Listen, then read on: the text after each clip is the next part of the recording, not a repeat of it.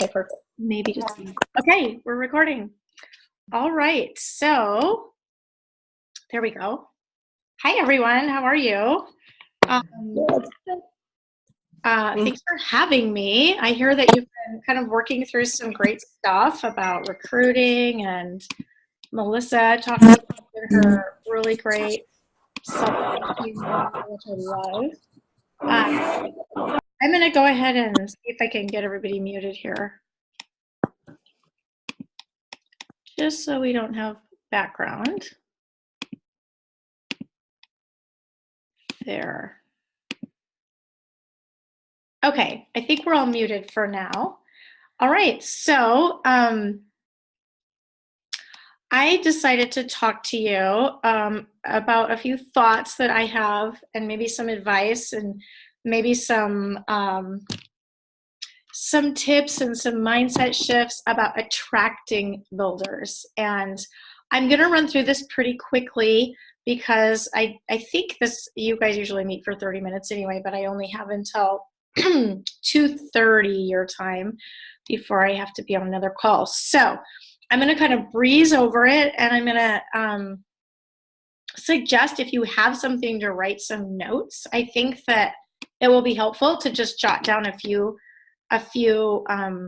outline points so you can kind of reflect over it. And I want to say, forgive me, my voice is I lost my voice at convention and it's back, but sometimes it sounds a little weird. So, okay, so we're talking about attracting builders and recruiting builders, which I think if you were to ask any doTERRA business builder, what is your number one topic that you want to know about?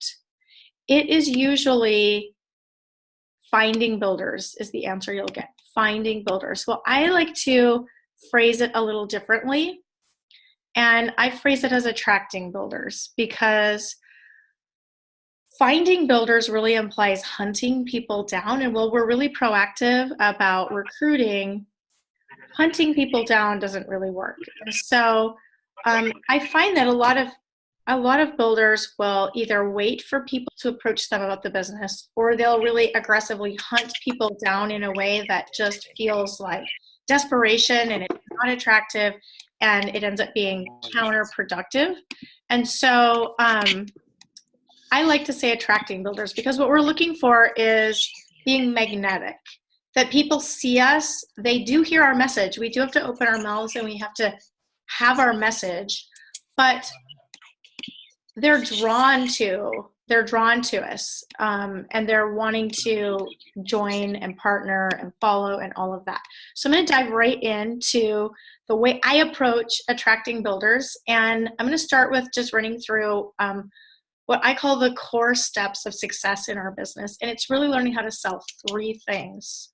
All right, and I don't think that we very often look at these as 3 separate things with equal importance of skills that we have to learn on how to sell them. So if you don't know how to sell these 3 things, you can learn how to sell these 3 things. So the first one is obvious. We're selling our oils, we're selling our supplements, we're selling our products. And that's usually where people put their main focus as they start their business, learning how to enroll people, right?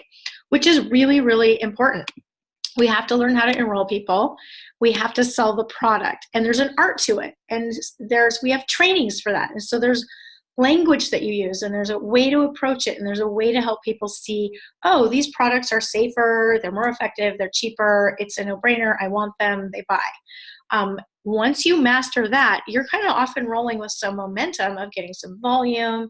You can progress up some of the ranks in doTERRA by just selling product, just selling wholesale memberships. It's awesome. But what we find is a lot of people will start climbing the ranks, they're doing really well, and then they feel like they're spinning their wheels, because the next levels to hit in doTERRA require a volume growth that's more than they can single-handedly bring in themselves. So how many of you have felt that way? You can just kind of answer to yourself, like, how do I get to this next level? How am I going to get to those higher ranks when look at how much volume has to come in? Like, how am I going to enroll that many people? That's when duplication has to kick in. It has to kick in order to have growth happen, not just by your hands, but by others that are duplicating you. They're also enrolling people. It's what our compensation plan is designed to do. So what is the second core step? The second thing to learn how to sell is lifestyle change. So it's not just about buying a kit. It's not just about buying products. It's not even just about enrolling. It's about lifestyle change, which means LRP. Okay, so this means you're doing your wellness consults or your membership overviews after they enroll. You're doing some support with them. You're making sure that they're using their products. You're teaching them how to use them. Definitely making sure that they are understanding LLV. It's so critical because that will not only transform their life and their health, that's going to lead them into an LRP.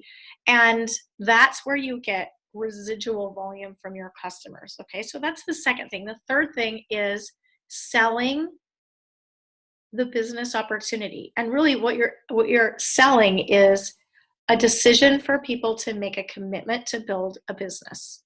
Not everyone will buy the opportunity, but some need to buy it. Some need to commit to that for duplication to happen. And so we're really going to dive into this product number 3, the business opportunity. So think about it as selling. Think about it as selling a product. Just like you're selling a bottle of lavender or a tube of deep blue, and you get really good and you know just what to say and you know how to make deep blue sound awesome, and somebody wants it and they're willing to say, yeah, I'll pay for that. You can develop the skills to make people see joining with you to build a business is something awesome they want, just like they want that deep blue rub. Okay, so it's a skill. It's a skill set. I'm going to encourage you across the board in all these areas to be your own best customer. Have you heard that before? Whenever anyone's selling a product, they always say, oh, someone that's good, a good sales rep, is a customer of their own product. And so I'm always, just for an example, on the product side, I'm always amazed when I see a business builder who's working on building their business and maybe they're struggling with volume or retention rate. And then I find out they're not even taking LLV. If you don't take it, people are not going to believe in what you're telling them and they're not going to buy it. And if you can't get people on LLV, it's going to be a lot harder to get them on LRP. So it affects your business in addition to your health and your credibility. So this is the same concept with the business. So if in order to sell oils, you need to be using oils regularly, like it's hard to really get people to believe in the oils if you're just a sporadic user. If you're just not all in on using them, if you're not transforming your life with essential oils every day, and you're just letting them sit on the shelf and every once in a while using them, you're not going to have the kind of passion about the oils that's going to make people want to buy a Natural Solutions kit and get on an LRP, right? It's the same with the business. If you are just dabbling and you're not all in on it, it's hard to get people to go all in on it because they're not going to pick up on the vibe, on the passion, on the life-changing effect that the business is having in your life. They're not going to see that. They're not going to feel it from you. They're not going to sense it. And there's no way they're going to jump in. It is so rare to see someone with a commitment to the business that's like this, bring in someone that has a full commitment to the business. It happens very rarely, and I would call it an absolute fluke if that happens, almost a by accident thing. They have got to feel inspired by your own commitment. So just like you're your own customer of the oils, you've got to be your own best recruitment to the business. You cannot recruit strong builders until you have fully recruited yourself and you have fully cemented your own personal commitment to the business. I cannot stress, if this is the one thing you take away today, is you are your first recruitment. And if you're feeling frustrated that you're not recruiting enough people or the right people, I just want to ask you to take a minute and look at yourself and go, am I all the way in? Have I fully recruited myself? Have I fully committed myself? Am I fully bought in on this? Or am I sort of on the fence? Am I sort of dabbling? So we talk a lot, and I fully believe in this concept, is working with what we call CC builders, like letter C, letter C. CC builders. That stands for committed and capable. In order to have someone who really excels in the business, I'm talking like, okay, this is one of your builders that becomes a leader, that builds out one of the legs on your team, that helps you advance in the company. If you are going to work with a CC builder, which is what you want, that's what you want for your qualifiers, you have to be a CC builder as well. So committed and capable. What do those things mean? Because most people define them incorrectly, and that's how they get themselves into trouble, expecting things from people that maybe they're just not going to see the kind of results that they're hoping for. So let's look at capable. Capable, the best test for it is that they have the ability to enroll people on their own. They have the ability to influence people on some level, and everyone has a different level of influence ability. But can they enroll someone on their own? Are they enrolling people? That really shows someone is capable. Now, you've got people that are capable, but they might not be fully committed. So here's how you test if someone's fully committed. Do they do what they say they're going to do? Do they set a goal? And then do they do the steps to work towards their goal? Do they follow through? If they say they're going to have classes, do they book their classes? If they say they're going to contact people and invite them, do they contact people and invite them? If they say they're going to build out a contact list, can they show you the list? Those are things that you, as their leader, can look at to see, not to shame them, not to scold them, not to boss them. You're just quietly assessing in your own mind, is this person committed or not? And if they're so committed, just know they're a so-so. They might be a sharer, right? So you're looking for CC builders, committed and capable. So I'm going to ask you that you look at those things in yourself first, that you look at your commitment. So we're actually going to run through a list of, let me see, how many do I have? 5 things here. They all start with letter C. So you've got your CC builder, but I'm going to ask you 5 C questions. And I want you to, if you can, write these down, or I'll share the recording with Brenda if you need to go back and listen like later today and then write them down if you're driving or something. Write these 5 questions down and answer them for yourself. It's really important. If you don't take the time to answer these, then I don't know what you're doing in your business. You could be wasting time. I want you to do things that are effective. And so take the time to answer these questions and give yourself that level of ownership to yourself and respect to yourself to get really clear about these questions. So number 1, where is your commitment? And I'm going to ask you to write down a number, scale from 1 to 10 for each of these questions for yourself. Actually give yourself a score so you can objectively look at where you are, because it's going to drastically affect who you can bring onto your team. So on a scale from 1 to 10, where is your commitment in this business? And then I'm gonna just read to you a few questions that I jotted down that kind of dig through this a little bit to kind of help you really assess, like, well, where is my commitment? And so feel free to kind of journal it out a little bit too. So are you all in, or are you dabbling in your business? Are you treating it like a business? Are you approaching your business like a CEO of a company, or are you treating it like a hobby? Okay. If you're treating it like a hobby, you'll attract people that are looking for a hobby. If you're treating it like a business, you'll attract people that are looking for a business. Are you a little bit on the fence? Now, I speak into this a lot because it was where I was. And I can just like humble myself and tell you, I was in a place when I first started my business, I was on the fence. And it just smacked me over the head one day. I was actually at convention and I realized I'm not fully committed.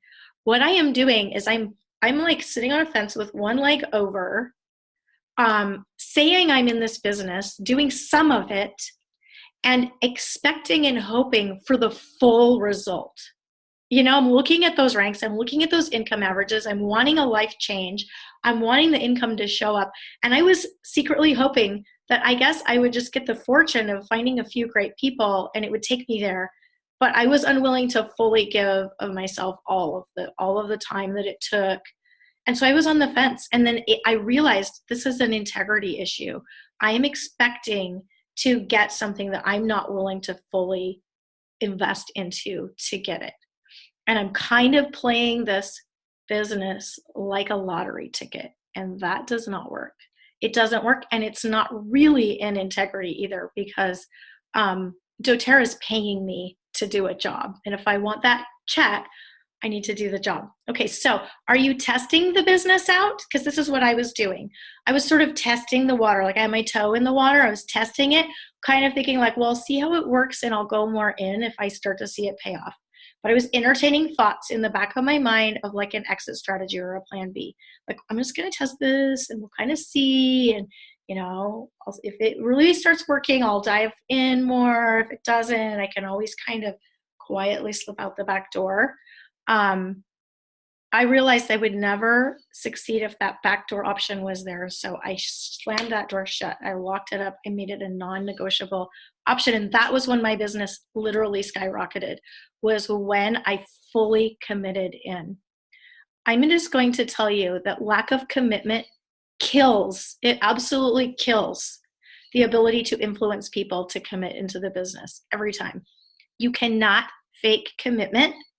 And you can't fake passion about it. And people will not believe you that this business is legit, that there's money to make, that joining with you is a good thing if they sense that you're dabbling or you're kind of you're downplaying it, or they'll sense it. You can't fake it. They will know that you're not fully in. It's unhideable. Okay, question number 2. Where is your courage? Okay, so this is another area that can kind of trip us up when it comes to finding builders.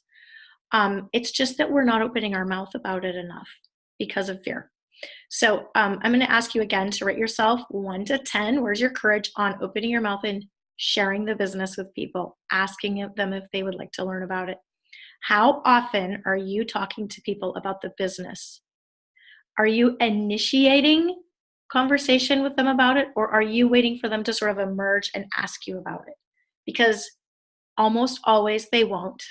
I don't know how many times I still keep learning this lesson. I kind of have in my mind imagining that someone's going to really get into the oils and then they're going to be interested in the business, and I wait for them to kind of show interest. And I know better. I know that 99.9% of the time they don't initiate. We have to be the initiator. And when I do initiate, a good percentage of them actually, they're actually open to looking at it. But they would have never said anything had I not initiated. People are afraid, they're insecure, and they don't know what they don't know. So they're already telling themselves why they can't do it, and they need you to be the voice of truth and why they can. Okay, so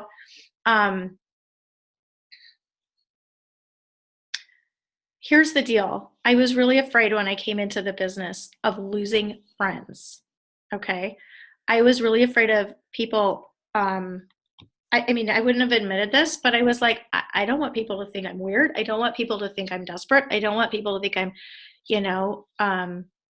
don't know. I didn't want them to think I was in an MLM, brainwashed. I had all these things. I was worried about what people would think. And I was worried about losing friends. Like, I wouldn't have just labeled it that way, but that's what was going on in my mind. But here's where it changed for me. It became worth it to me to lose friends if I had to lose friends to build this business, because I saw what I could do for my family. And I got to the point where I realized I'm picking my kid's future, between my kid's future and the chance of losing friends. And I realized that most of the people I'm talking to are casual acquaintances anyway. If I lose casual acquaintances, even if I lose friends, but I get to bless my kids with a future, I'll do it. I'll lose it. I'll lose those. If they misunderstand and they think I'm a weirdo or whatever, then maybe their friendship isn't that big of a deal anyway. So I had to make that choice that I'm willing to humble myself, and I'm willing to have people misunderstand me and misjudge me. I am willing to be judged so I can achieve my why. And that was helping my kids because I love them more. So that was my why. And the reality is I didn't lose friends. I really didn't. Like, people didn't. There's probably some people out there that thought I was weird, but it never came back to me. I never felt that damage done. It was in my head, but I did have to decide that I was okay with losing them in order to do. And that was what got me to open my mouth. I was very fearful to open my mouth, very fearful of sales. I can't stress that enough. I was so terrified. So you have to want it more. You have to want it more than you want to stay comfortable and and you have to want to grow more than you want to maintain your image. Okay? Does that make sense?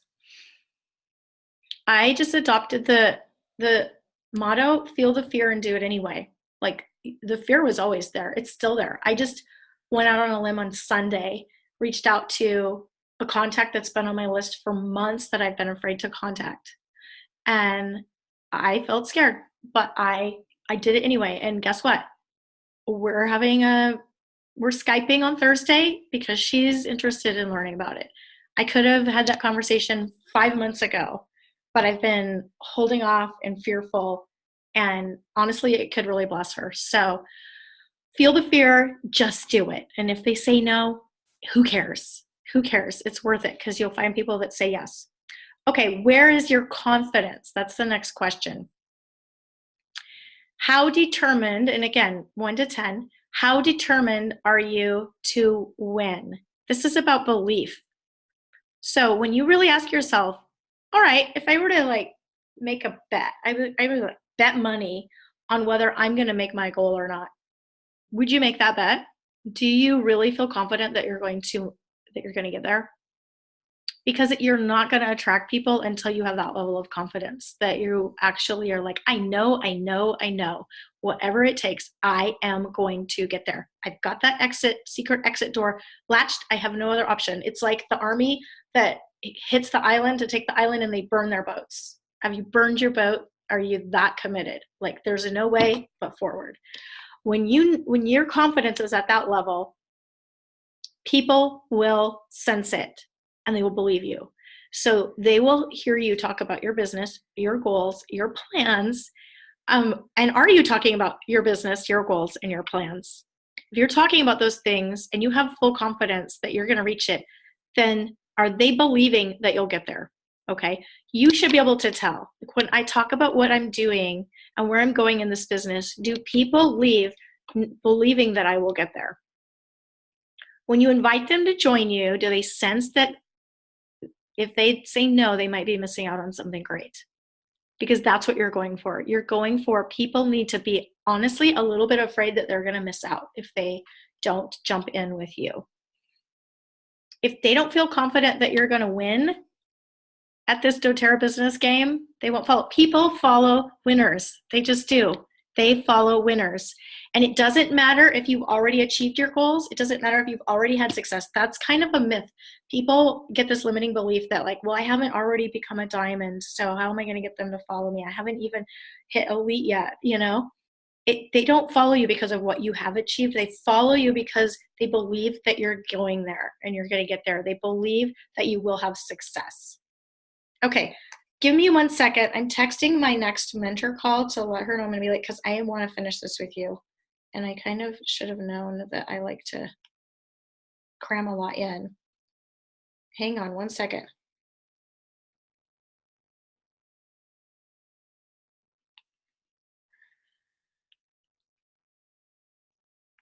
Okay.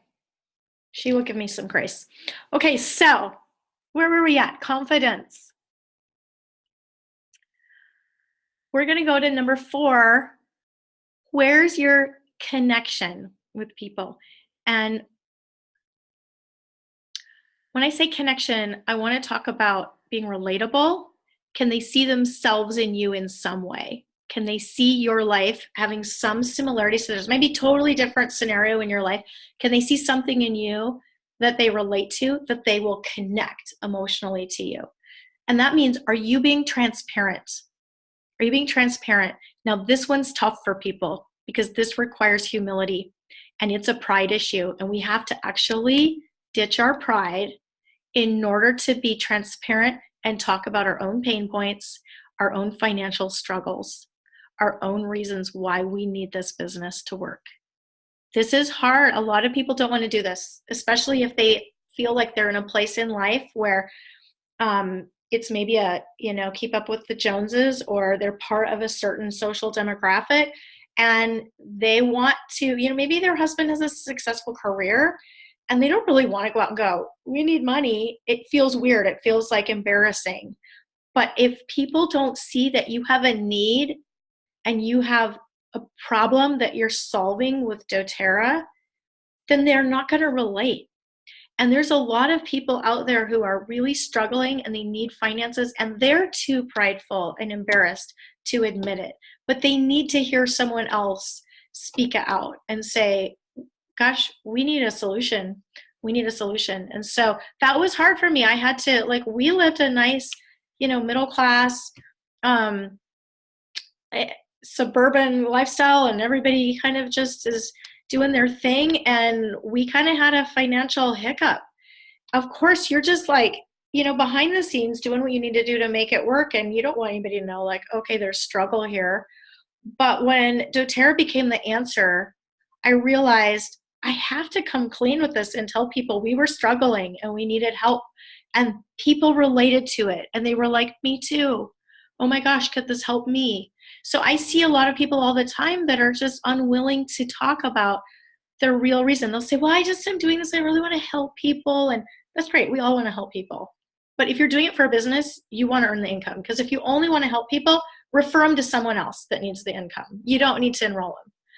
If you're enrolling people, I am willing to bet it's because that paycheck is making a difference in your life. So be honest about it and be transparent about it, because other people need to hear that, because it could help them to solve a problem in their life as well. Okay? You're looking for people to have that emotional Me Too moment. And if you're not being super transparent and humble and actually airing your dirty laundry out there for people and your problems, then they're not going to have a Me Too moment. You can't pretend to have a perfect life and have no needs and influence people to build with commitment. You just won't. They need to know that this business is making a massive impact in your life, or that you're trusting it to, okay? Massive impact, massive solution is what draws people in. All right, number 5, where is your complaining? Where's your complaining? So this one's kind of flipped. It's like on the negative. So when we do the score from 1 to 10, on all the other ones, like courage, confidence, like 1 is I don't have very much courage, I don't have very much confidence. 10 is like I'm really up there, I've got a ton of confidence. We're going to kind of flip it on complaining. So you're kind of looking hopefully for a low score on complaining, not high. Does that make sense? So here's the thing with complaining. I'm talking about in life in general. Life in general. No one wants to follow someone who is in a constant state of struggle in life. So when people think of you, they think of your name, they hear your name, they see your face in their mind, they scroll past you on social media. What's their instant association with you? Do they see you as someone who's in a place of struggle in life or a place of overcoming? Now, if you're struggling, and I know that there are those times when we all have, like, someone gets in a car accident, they're going to be struggling. I'm not saying don't be real about when a struggle happens. Like, we had so unfortunate, oh my gosh, it's just grieving me. One of our diamonds in doTERRA, not on our team, but a diamond in doTERRA, her husband was killed Friday morning during convention in a car accident. Left a 2-year-old and a 4-year-old. She had to run out of the arena, fly home. Her husband's gone. You're seeing all the leaders in doTERRA rally around her. They're looking for ways to help. Of course there's struggle. Like, that's not what I'm talking about. There are times when we have to make our needs known because something like that wipes us out. But are you the type of person that's always down and out? If you're always down and out, and that's what the world is seeing from you, they see you as a person who's honestly not winning at life, who's struggling in life, and they may have compassion on you, they may love you, they may take pity on you, they may offer to help you, but they will never choose to follow you. They will never choose to go, I'm going to hitch my car to that train. They don't want to have your life if you're vocalizing that. So you want people to want to have your life. So I'm going to challenge you to look at what you're putting on social media, because this doesn't affect everybody, but I do see it affecting some people. And I cringe a little bit sometimes because I'm on social media and I see builders and then I see them post something, I'm like, you're going to kill your business. What are you saying to people in conversations, and what are you posting on social media? Are you constantly complaining about health? Now, I know that we have health struggles that come up. I don't want you to pretend like you never get sick, okay? Our family just went through having a cold. You can tell my voice. We get sick. But I also talk a lot about how much we get support with the oils. But if you're someone that's just like, oh my gosh, here we go again. This is like the 6th time we've had the flu this year on social media.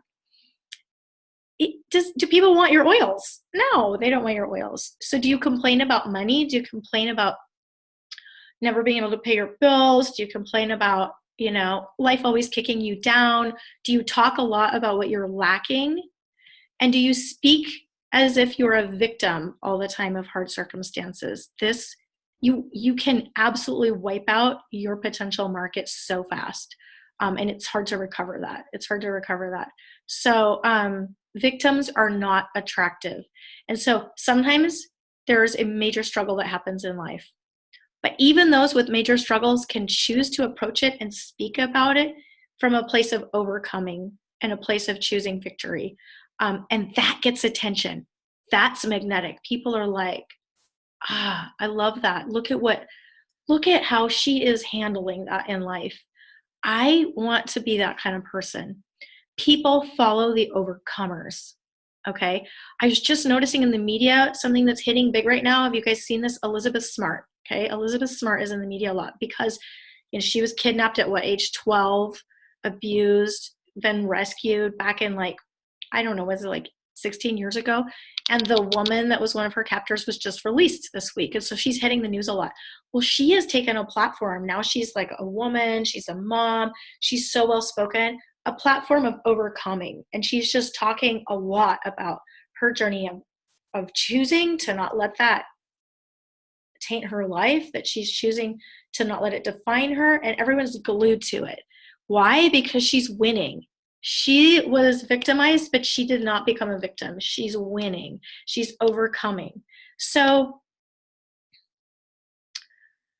people are literally obsessed with watching people overcome obstacles. And if you become a person who is publicly demonstrating overcoming obstacles in your life, I promise you will draw a following of people. Just be really careful about putting up a continual negative vibe. You can ask for help in times of weakness in your life without putting out a negative vibe and without putting out a victim vibe. This is so, so, so important. Do not put out a vibe of being down and out. Would you follow someone that's down and out? It's really obvious to people who's overcoming their struggles and who is not. Okay. So those are my 5 questions. I'm going to just kind of wrap it up. And just for me, I'm just going to share something personal for me. Really important when attracting builders is pray. I pray all the time for the right connections to be made, for the right people to come to me, because I know I can help them. I know I can help them. And I want the people that are looking for help to get connected to me. And I need a little supernatural help there, sometimes getting connected with them. And I follow the prompting that the Lord gives me and tells me to talk to and to open my mouth. And then that has taught me to not worry about what they will think, not worry about how they will respond, because it has nothing to do with me. If I'm being prompted to share with someone, I share and I trust that prompting. And I trust that the results will happen in the way they're supposed to happen, and that there's a reason for it, whether they decide to build a business with me or not, or maybe there's another reason, or maybe it's just me going through the training field of just keep opening your mouth, keep talking to people. I'm just the messenger. I just open my mouth. So pray if that's something you're open to. Follow that prompting, open your mouth, have courage, let the results be theirs to own. And if they say no, it's between them and God. It has nothing to do with you. Just keep sharing, just keep talking to the next person. That's their journey. But don't let someone lose the opportunity because you didn't open your mouth and you didn't share it with them. Okay? Believe that if you are being guided to share with someone, it is for a reason, and that reason is way bigger than you, and you don't want to be the thing that stands in the way of something awesome happening in their life. All right? Okay. So I feel like I vomited all this out at you. And that's why I really wanted you to write down, because I think a lot of this is stuff that you need to kind of process through a little bit and think through. And I wish we could literally have a discussion about each and every part, because there's a lot about it, and it kind of is very personal. But I encourage you guys to talk about it amongst yourself and with each other. And you've got Brenda, and she's awesome at guiding you guys. And I'm going to have to hop off and get on my mentor call. Hang on. Let me get Brenda back. There. Are you back on, Brenda? Yeah, I'm unmuted. Thank you. Perfect. Thank you so much. It's good stuff. Absolutely. I can end the recording and end this, but I don't know if you normally do some chatting or anything. If you want me to keep the Zoom running, I can just mute myself and let you. Yeah, I'll just probably, what do you guys have anything, or do you want to end it? I can't hear anybody. Okay. We'll just end it because we're going to and then you can connect with people. Perfect. Yeah, okay. And then we'll have it next Monday instead of Tuesday at 2:00. So that'll be our next one to close it up. Tanya, I appreciate your time. It was awesome. Thank you for inviting me and having me share. And I just hope it helps. It helps with your process. And you guys are all awesome. So grateful for you. Thank you. And I know you're going to attract some. You're going to attract some people and change some lives. So have an awesome Tuesday. Yes. Okay. Awesome. Thank you, Tanya. I appreciate your time.